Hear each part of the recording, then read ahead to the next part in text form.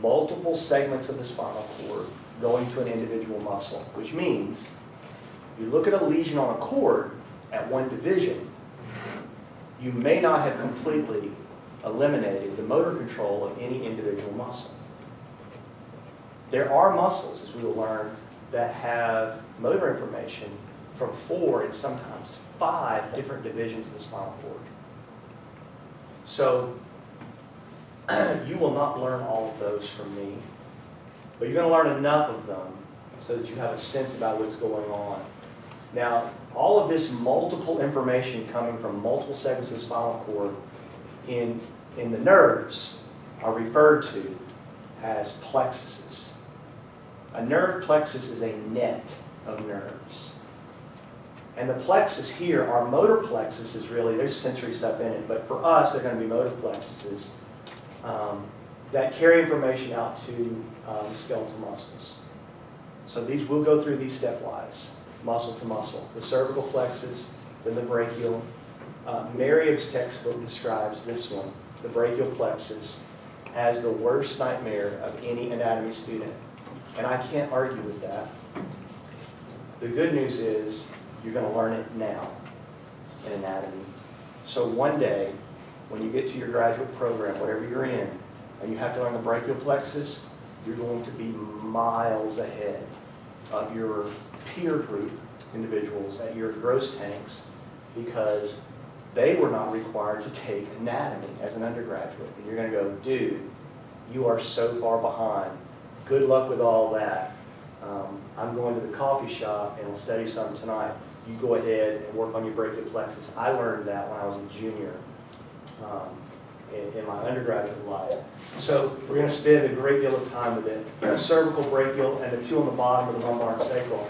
Now you might ask yourself, what about all the nerves that exist through the central portions, the thoracic nerves from T1 to T12? Well, the good news about these nerves is that they come off in a segmented fashion and they don't crisscross, they don't make nets. So it's very easy to predict the muscles, the intercostal muscles, and what division of the cord they're innervated by, because it's the same division that they're closest to. So T1, T2, T3, T4, just come off segmented, and there's none of this crisscrossing action going on with the nerves like there are in the plexuses. Okay, so those are spinal nerves. There are 31 pairs of them, and they come off. Now, let's talk about what a nerve looks like so I can finish with what a muscle looks like. You have a question? No. Okay. All right, so this is the structure of a typical nerve here. I like it for several reasons. So the first one, let's start at the top, is you can see that the nerve itself is made up of these axon bundles. Can you see how the axon here is covered with myelin? Okay, so that tells you it's either a tract. Where would I be located? In the spinal cord. In the spinal cord of the brain, or it's a nerve. It's a cranial nerve or a spinal nerve. 12 pairs of cranial nerves, 12 pairs of spinal nerves. Now, notice that each of these individual axons is covered by a sheath called the endoneurium. Now, these are prefixes you should go ahead and learn. Endo, peri, and epi. Inside, middle, outside. Endo, peri, epi. Inside, middle, outside. The individual cells, the individual axons are covered by endoneurium. Now in just a moment, you'll see the individual muscle cells are going to be covered by endomysium. It's the same phenomenon. Now you can also see that the axons covered by their endoneuriums are covered by sheaths and bundles. They're bundled together. And these bundles we call fascicles. So if you cut a skeletal muscle and you look at its anatomy, you will see individual muscle cells, striated muscle cells. They will be covered by an endomysium, but they will be in bundles. And those bundles will be called fascicles. So it's terminology that works for neurons and muscles. So the fascicle itself is bundled together. It's a bundle of axons. It's bundled together by a sheath called the perineurium. Now notice that in any particular tract or nerve, there are multiple fascicles. Can you see that? There's a fascicle, there's a fascicle, there's a fascicle, there's a fascicle, there's a fascicle. Multiple fascicles within an individual tract or nerve. And those multiple fascicles then are bundled together by another sheath we call the epineurium. So inside, axon, muscle cell, endoneurium, endomysium. Bundle of these cells held together by perineurium, paramecium. The whole nerve or the whole muscle held together by epineurium or epimecium. Now, the reason, one of the reasons this is important is because as you learn what nerves do, you will get the impression from me very quickly that nerves carry motor information to skeletal muscles. There's no way around that. I mean, it's just what we're going to emphasize. I'm teaching you the anatomy. So if I look at the zygomaticus major, then I need to track the facial nerve to that muscle. How does it get there? What two holes does it pass through if I tracked it out to the zygomaticus? You need to do that. And so you'll start to get the impression the whole body is nerves that are motor. Okay, but I want to point this out now, even though I'm not going to make a big deal about it as we go through anatomy. Most of the nerves in your body carry information in both directions. So there's going to be a moment in your life where we look at what are called dermatomes. These are sections of skin. A dermatome is a section of skin, and the spinal nerve, spinal cord segments that receive sensory information from that section of skin. I touch myself here versus here or here. There are different spinal cord segments that will receive that information. Those are called dermatomes. Now, like I said, I won't make you memorize that because if you have learned the motor pathway through the brachial plexus and the nerve to the bicep, the musculocutaneous nerve, and you can track that musculocutaneous nerve from the cord through the plexus to the bicep, then guess what you just learned? That is going to be the same pathway that goes the other way, but it will be a different fascicle. Bundles of sensory information from this muscle will share the same nerve. Now, where will that information split? The pyramids of the... No, that's a good guess. In the spinal cord. Right, where? The sensory would go to the dorsal side. Yes, that is correct. So when the spinal nerve comes off of here, you can see the ventral stuff coming off here and the dorsal stuff coming off here. Now, when the nerve gets back to the cord, what kind of information? So if I sectioned this nerve right here, and I looked at it on this is what it would look like. Bundles of fascicles. And all we're going to do is take the motor stuff from the lower motor neuron out through the plexus to the muscle. But you're right. There are going to be sensory bundles in that same nerve. So as this ventral ramus here, as we learn it going this way, we're going to come off the ventral horns. What we also know from today's lecture is that there are sensory pieces coming this way. And you wouldn't know if the ventral ramus, what part of it was motor or sensory, until you get to the cord. So the sensory guys are going to go this way, and the motor guys are coming this way. So the nerve itself, most of them, are both sensory and motor. Now it's worse than that, because cranial nerves and spinal nerves from T1 to L2, help me, cranial nerves 3, 7, 9, and 10, and spinal nerves coming off of T1 to L2 are also going to be carrying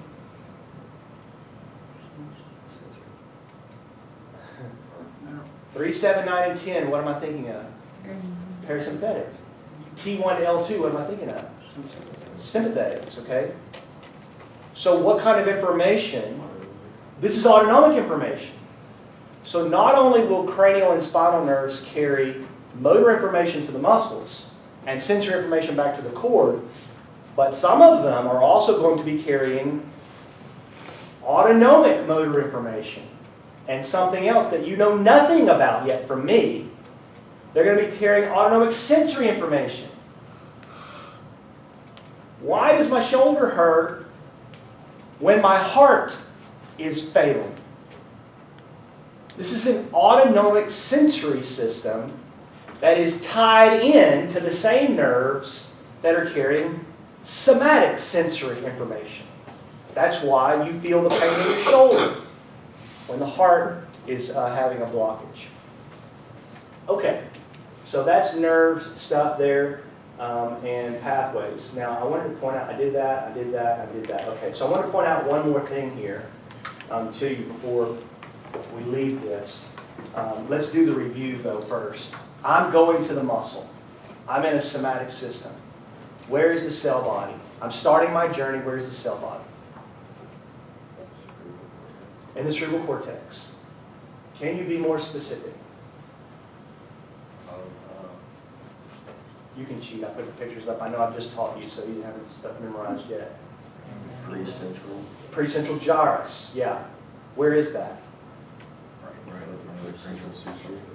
Okay, it's basically just superficial. It's a little bit further back, but it's basically just superficial to the coronal suture. That's where it is. Okay, so if I get on board that neuron there, the precentral gyrus, where do I go? Spinal cord. Any synapses being made? Well, you're right. So one. So you come all the way down the spinal cord to the right division. Now, if I'm on the axon, where am I in the spinal cord? I'm in the lateral funiculus. All right. And from the lateral funiculus, I'm going to make one synapse. Where? Anterior horn. Good. Are y'all picking this up? I know these guys are getting it here. I can see some nodding. In the anterior horn, the ventral horn. One synapse onto a neuron. We call those neurons, okay, anterior horn neurons. It's good. But the famous name for them, LMNs, is the famous names for the lower motor neurons here in the ventral horn. Get on board there now. You leave the spinal cord on which side? Ventral side. Ventral side, anterior side. That's where all the motor stuff is. And I join the spinal nerve. Now, the spinal nerves are going to crisscross normally to control the upper and lower extremities. They're going to crisscross in nerve nets, and we call those plexuses. There are 4 of them. They are cervical, brachial, lumbar, and sacral. You see why it was important to learn the bone names? Wonder where the cervical plexus is. Yeah, C1 to C5. Wonder where the brachial plexus is. C5 to T1. Wonder where the lumbar plexus is. L1 to L5. Wonder where the sacral plexus is. L5 to S4. So that's why you learn these bones up front, these plexuses. All right, so I'm on board the motor neuron, and I go out to the muscle through the nerve. Can you tell me some more information about the nerve itself? I think it's two-way highway. Two-way highway, good. Sensory going to the spinal cord, motor going away from it. What other kinds of information in the spinal nerves and cranial nerves?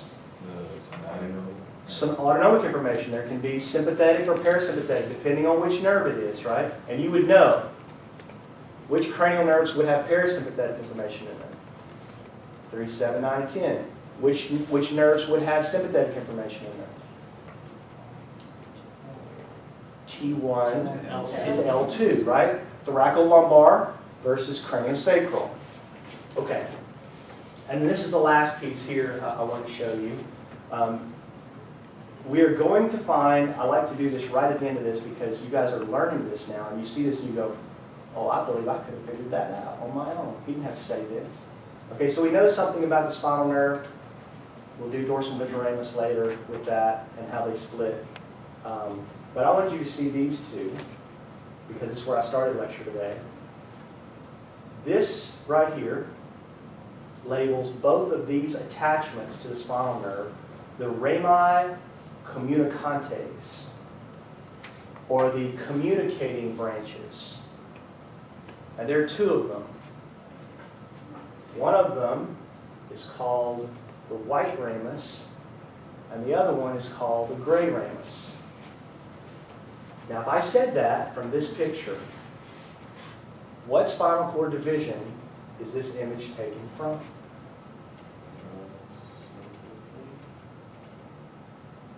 It's not, you can't isolate it to one division. In general, what divisions are possible here? Are y'all seeing that? Explain that. You're right. T1, L2. How did you know that? Because it's got gray and white matter, which means that it's gotta go up to this node. Okay. It's all right. You're doing great. Two communicating branches here, a white and a gray ramus. I know you correctly said I'm somewhere between T1 and L2. And you knew that because, anybody else help finish this? Because of the gray and white matter in the spinal cord telling the sensory. I'm thinking more about a straightforward anatomy answer for this. Okay, what if I point this out? This is labeled in this picture a sympathetic chain ganglia. So this runs all the way this way, and this runs this way, yes? Sympathetic or parasympathetic. Okay, so, okay, what is it? Autonomic. It's autonomic, but this is specifically the sympathetic chain. And if you learned the basic anatomy, that the sympathetic chain has its motor pathways between T1 and L2, and you already knew. There's from the ganglia, so it's white. Yes, exactly. So once again, we're here again, right? So we learned this in sympathetics, that from the cell body of the spinal cord, there's going to be a myelinated connector and an unmyelinated connector. So that axon and that axon are that axon and that axon. Now, is it really just one axon? No, it's a whole bunch of them. But what happens is the information comes out of the spinal nerve into the chain ganglia. So if this one's coming out and going here, what would this one be called? White. And the synapse with the ganglion cell here. And the ganglion cell then sends this information back into the spinal nerve, so this one then would be gray. Yeah. Okay, now, when we pick this up on Monday, the question now is, all right, I've made my way down the spinal nerve to the muscle. I'm now at the skeletal muscle. Teach me the anatomy. Teach me the anatomy of the skeletal muscle, the connection with the skeletal muscle, and what the muscle anatomy is. I'll do that at the beginning of class on Monday, and then I'm going to introduce the basic principles of bone anatomy to you, and we're ready for test 1.